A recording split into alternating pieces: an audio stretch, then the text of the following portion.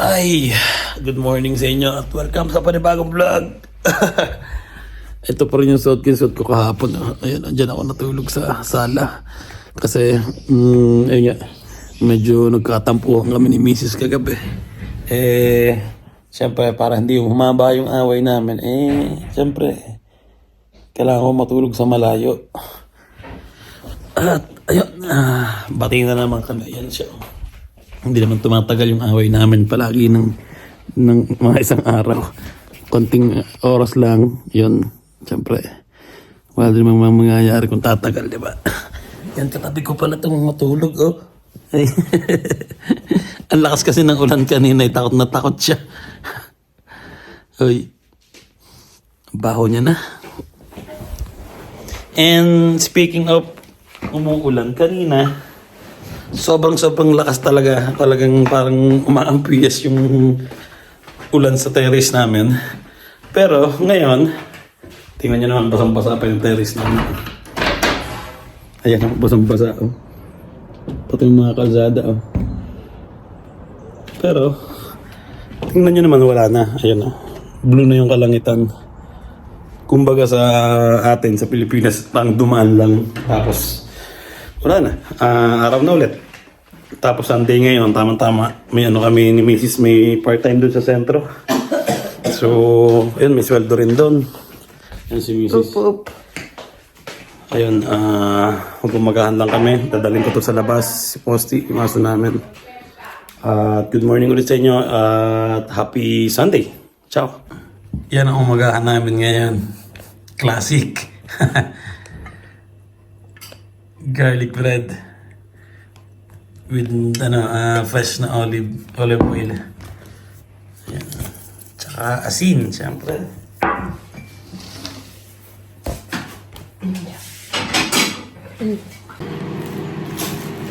Ayun, umagahan. Sarap. Ito na, ito pa rin yung suot ko, pero nagpahit naman ako ng panloob. Kasi, siyempre magtatrabaho lang din naman kami sa sentro. Maludumihan din naman. So, papapalitan ko, Chi. Palitan ko na. Kasi pahit ka. Ha? Kapalitan ko pala kasi baka malagyan ng sabon na yung Candid Gina. Kasi pag napatakan to, pwedeng mamuti.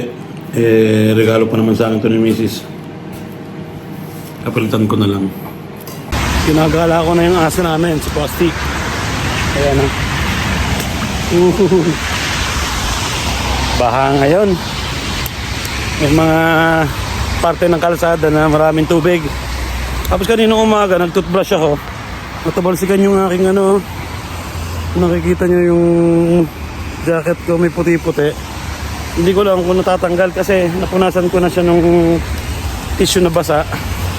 Parang nawala na. Tapos nung natuyo, ganun ulit. Ayan. Meron ulit siyang tawag dito. Bakat-bakat na puti. So, ayun. Lakad muna kami dito. Gumanda na yung araw, panahon. Tingnan nyo yung kalsada dito. Yellow na. Nag-ano siya, naglalagas na yung mga dahon. Ay. Relax naman tong aso na to. Ay. Hindi na mamansin. Merong aso kasi sa likod namin, tahol lang tahol, kaya hinihila ko siya ng mabilis para hindi siya yung disturb. Yan. Kalma lang siya maglakad. Pero yung nasa likod namin, tahol ng tahol. At ayun, punta na kami ni Mrs. sa part-time. Tama-tama naman may sweldo doon. Siyempre, pambayad ng bills yun. And hanggang dito yata, yung tubig. Oh. Basa pati yung dito sa heg. Siguro pumasok ng konti yung tubig sa lakas ng ulan kagabi. Siguro mabuksan ito ngayon. Yun, okay na.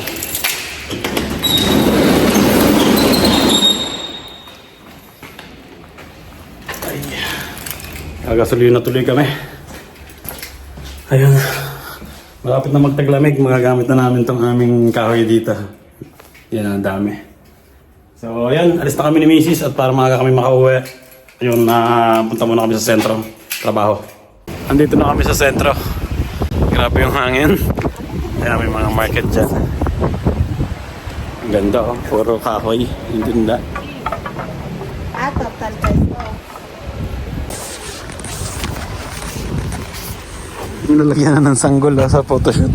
Meron naman dyan papel Ninang.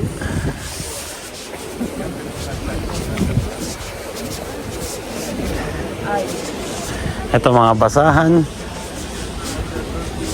Wala pa kami nakikita ng pagkain.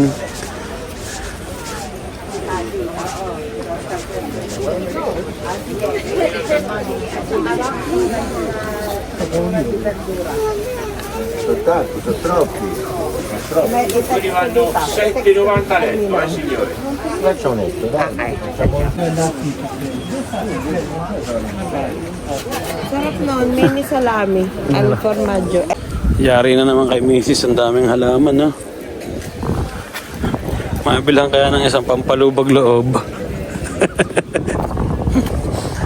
Ba't nga ganun? Puro bulaklak. Na? Last year nakabili kami dito ng kalamansi eh. Nung isang taon ba yan? Oo.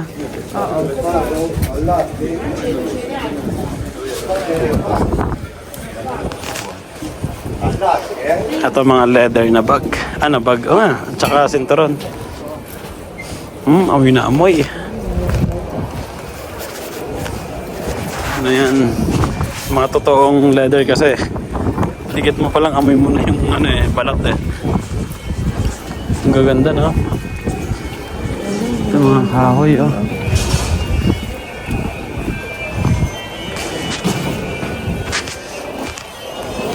Ito mga bag. Puro mga bag na.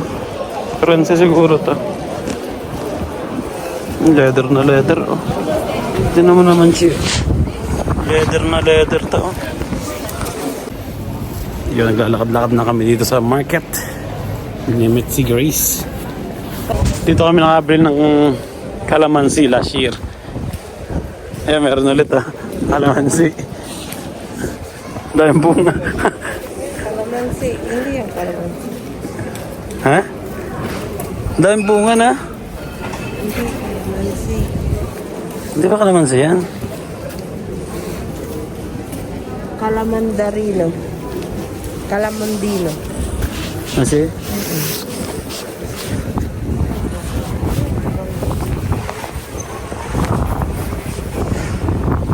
Ba't gano'n ng mais? Wow.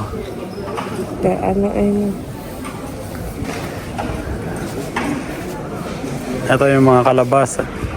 Sile. Ito yung mga spices. Rosemary.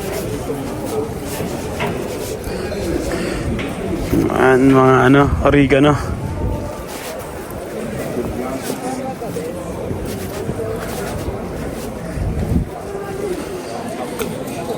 Magkano? 40 yata yun. Withdraw muna ulit kami. Wala pa lang dalang cash. So, yun. Balik kami. Punta kami bangko. Ikot muna pa tayo. Kala ko bibili na tayo eh. Salami. Wow.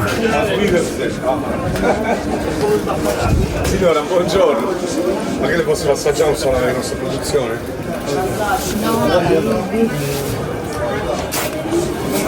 Kaya pala mura dahil salsiccia.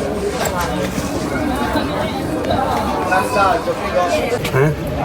230. Mahal naman ang bag na yan. Nakatira mo naman presyo dati. Grabe, oh. 475 na bag. Halos kalahati na hindi naman. Halos sweldo na yan pag mga part-time na. Ganda, no? Ay, diyan mo. Lamig.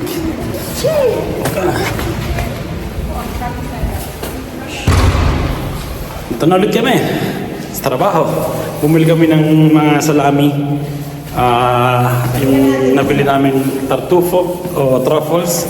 Yung isa baboy ramo. Yun, tikman namin doon sa taas sa trabaho namin. Food trip muna kami bago kami mag-start trabaho. Kaya nakaka-excited magtrabaho ngayon. Siyempre, katapusan na. Hindi. Ano na? Date na ngayon, Chi. 5 na yata. Ibig sabihin, wow, 150. Ayun ang sweldo namin ngayon dito. Pagkatapos ng isang buwan na trabaho, di ba? Ano na to? Sasurrender ko na kay Mrs. Pambayad na namin to ng bills. Tingin naman konti. Ay. Hindi mo ako bibigyan ng konti. Kulang pa nga ito eh. Ayun. Habang nagpapahinga kami ni Mrs., nagkakape pa naman siya. So, patikman namin yung binili namin salami. Anong gusto mo? Yung tartufo? Si. Yan, with truffles. Isang buo, kalati lang. Ano? Itong maliit lang. Ayun. Itong lambot. Malambot ba? Masarap yung matigas na. Malambot pa. Amoy na amoy yung ano. Baha. Tartufo. Tanggalin ko plastic. Tanggalin mo muna ang plastic bago talyahan. Ang hirap. Ganito na lang. Hindi ka mag-gasgas yung ano. Tap.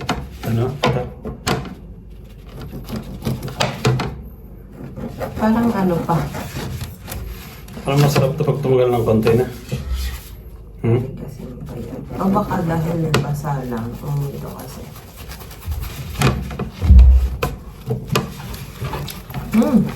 How? Sarap.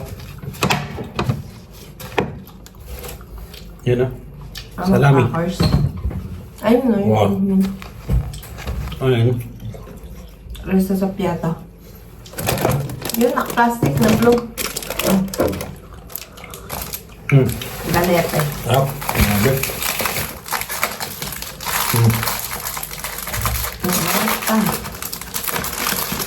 Tama na. No, may ano.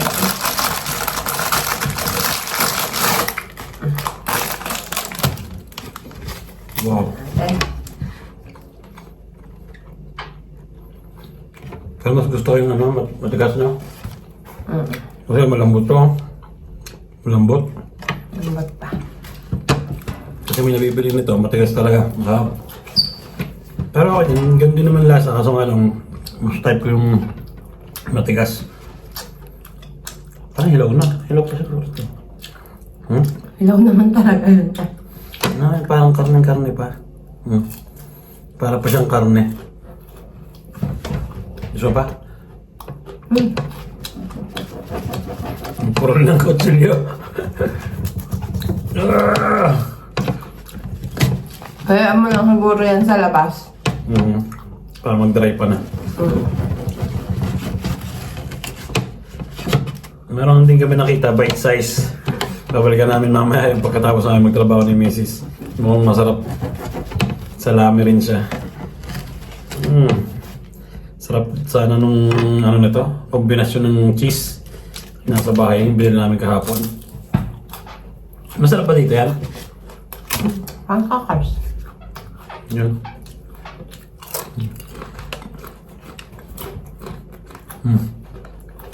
Wow. Sabi? Kahit na doon. Ako na. Hindi namin ubos. Sa bahay na lang namin ubusin. Ilang oras tayo nagtrabaho? Parang isa't kalahati na. Ayun, isa't kalahati. Nagtrabaho kami. Bale, 3 oras. Siyempre, times 2. 2 kami nagtrabaho. At bis na kami. Uwi na kami sa bahay. Luto ng tanghalian. Pahinga. At hindi ko lang anong pang gagawin namin mamaya. Groceries siguro kami para sa bahay. And ayun, kain na kami. Ciao.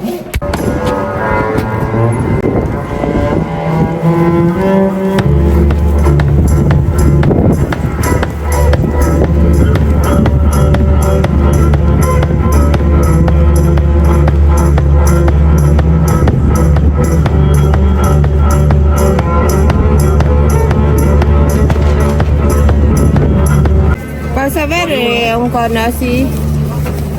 Food trip na naman kami ni Mrs. Ito yung tindahan ng mga cheese. Cheese.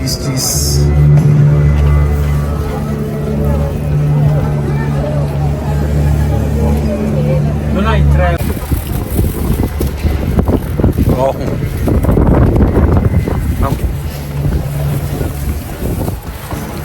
Ano siya? Cheese ng kambing na? Harap. Harap. Kamlap. Cheese. Oh. Parehas lang yan. Diba? Isa yung salami. Isang piraso lang.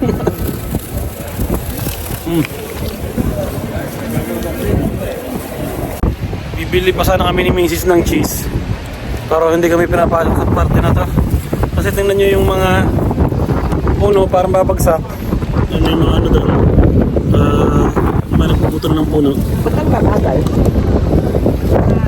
So sarap pa sana nang bibili namin ano, salami. Yung maliliit lang. Tabingin na rin itong isang to, yung puno, no?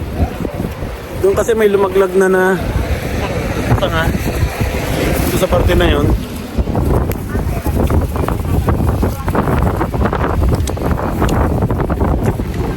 Tayo, subukan natin umikot doon. Ba't ang tagal naman? Ito yung parking ng maliliit na kotse dito. Yan, 50cc yan. Pero meron din na 125. Lamig. Maliliit ah. Pati may kotseng maliit doon. Electric. So, ayun. Dito sa parte nito nakakapunta. Bumili kaming pretzel. Kasi laki ng Ang mukha laki. ko. With cheese and ham. Grabe, sarap yun. Sarap. Mainit-init pa. Wow. Grabe. Medyo malaki-laki ngayon ang kinita ng ano sa amin, ng market. Dami na kami nabili simula kahapon hanggang ngayon. Pero sulit naman. 4 euros. Isang higanteng pretzel.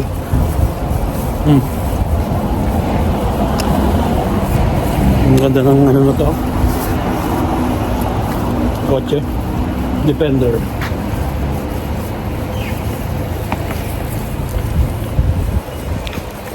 Ito yung sentro ng Italy. Diyan kami nagtrabaho. Doon, may dulo. So shortcut na kami ni Mrs. Lakas ng hangin ngayon, grabe. Nagbabagsakan yung mga puno. Kasi doon sa dinaanan namin na nakamotor kami, meron din bumagsak na isang malaking kahoy sa gitna ng kalsada. Yan. Yung mga kalsadang luma dito.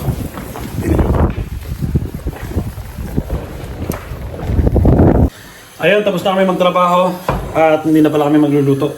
Ubusin lang namin itong mga natira. Oh. Ang dami pa akong baka, nilagang baka, itong laing.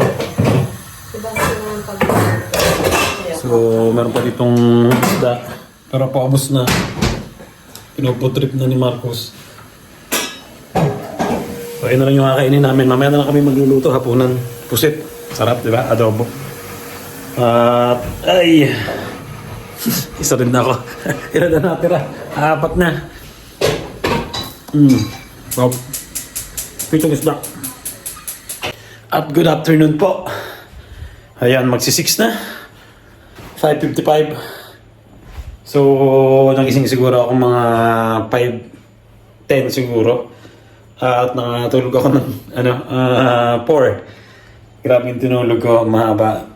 Medyo napagod ako kahapon. Siyempre, sobrang dami namin nilakad. Tapos, nag-photoshoot pa ako noong hapon. Tapos, siya nag-ihaw. And, nakabawi naman ako. Isang oras at kalahati siguro ako nakatulog ngayon. Kapaglinis na ako ng puset. Ayan. Ito pang ihaw. Ito pang adobo. Adobong puset. Request ni Mrs. So, ayan, maaga pa naman. Bili muna kami ni Mrs. ng tubig. At ubos na yung tubig namin. Ito na lang yung natitira. Ayan, dalawa na yan. Tapos kukunti na yung laman. Time check. 7:30 sakto. Kaya nakaluto na ako ng pusit. Adobong pusit. may iyaw din tayo dito ng pusit. Para sa mga bata kasi malay din nakain sila ng adobong pusit. Ayun, luto na. Dito na si Basti at si Marcus. Ito yung panalabasan ng aming inihaw na puset. Ayan. Lumilit kasi yan pag naluluto na. Pero meron naman kami yung adobong pusit din, adobo. Kasi? Hmm? Kasi? Sarap yan, yung puti sa parang taba. So ayan, kain na at thank you Lord sa masarap na hapunan, di ba?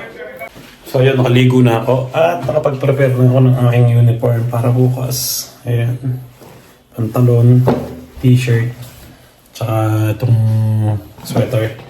Kasi medyo malamig na. Ay, misis natutulog na. Mga bata tulog na kasi may school tomorrow. Tulog na rin tong aming nagising siya. Ayan si Wasti. Hey. Hey. Hey ka. Ha? Hey. Wasti. So, yun, medyo mana yung bahay namin ngayon. Maraming mga labahin. Katulad nito. Ayan. Bale, nilagyan ni Mrs. nung hindi ko alam kung anong tawag dyan sa Tagalog eh. Parang tinatanggal niya yung moist dito sa mga matutuyo yung damit.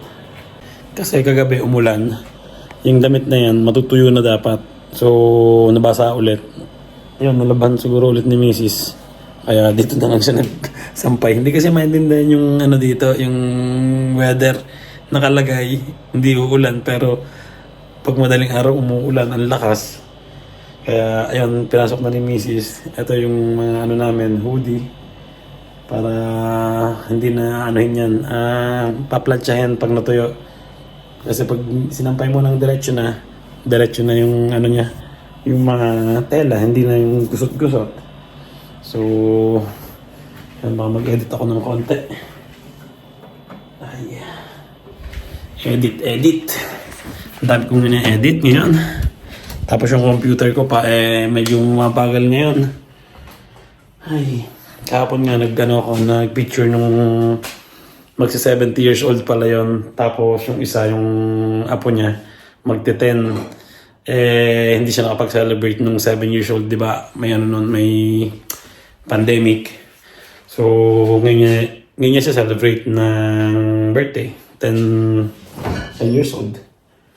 Ayan, maluto na rin si Mrs. ng para bukas. Si Mrs. yung nagluto. Adobo.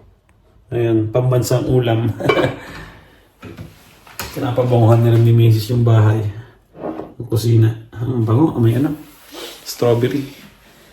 Naku, hindi ko pa pala ito na buhay.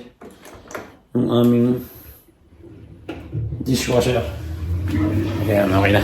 Nagsashot muna ako ng konti. Oh. Yan yung iniinom ko. 11 na beer. 5 ang volume. So, ito, padalawa na to. Yung isa may bawas na nininom ko. Yan. Sobra kasing tagal ng tinulog ko kanina. Natatakot akong baka hindi makakatulog ngayon. May trabaho ako bukas. Kaya, ayun, naginom muna ako ng 2 beer. Ayun nga, paghapon kasi natutulog ako, 5 minutes, sabi natin 10 minutes hanggang 20. Kanina, halos 1 oras kalahati ako nakakatulog. Kaya, ayun, inom akong pampantok para makakatulog. So, dito ko natatapusin ang vlog namin ngayong araw na to. At sana nag-enjoy kayo. At ayan, keep safe palagi at see you na lang sa next vlog. Ciao!